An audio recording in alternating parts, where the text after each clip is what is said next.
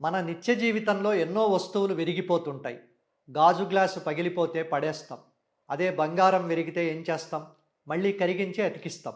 కానీ ఒక మనిషి మనసు విరిగితే ఏం చేయాలో మీకు తెలుసా? దీని గురించి ప్రజాకవి వేమన వందల ఏళ్ల క్రితమే ఒక అద్భుతమైన పద్యం చెప్పాడు.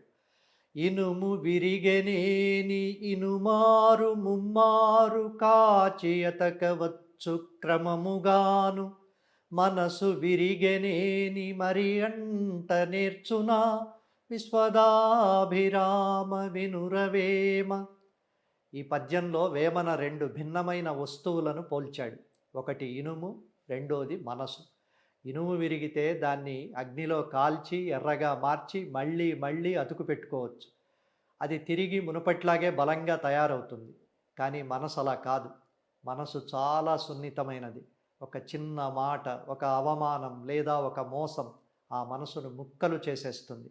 ఒకసారి ఒక వ్యక్తి మీద నమ్మకం పోయినా లేదా ఒకరి మాటల వల్ల మనసు గాయపడినా దాన్ని తిరిగి పాత స్థితికి తీసుకురావడం అసాధ్యం.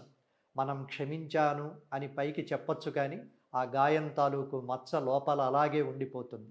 విరిగిన గాజును అతికించిన ఆ పగుళ్ళు ఎలా కనిపిస్తాయో గాయపడిన మనసు కూడా అలాగే ఉంటుంది.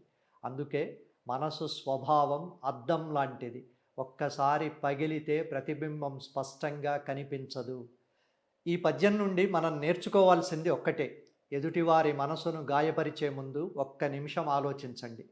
మన కఠినమైన మాటలు ఇతరుల మనసులను ముక్కలు చేయొచ్చు.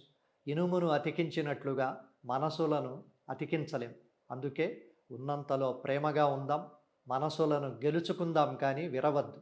ఇలాంటి మరిన్ని మోటివేషనల్ వీడియోల కోసం ధాత్రి టీవీని సబ్స్క్రైబ్ చేసుకోండి. ఫేస్బుక్, ఇన్స్టాగ్రామ్, ట్విట్టర్లో ధాత్రిని ఫాలో కండి. మీ అభిప్రాయాలను కామెంట్లలో తెలియచేయండి.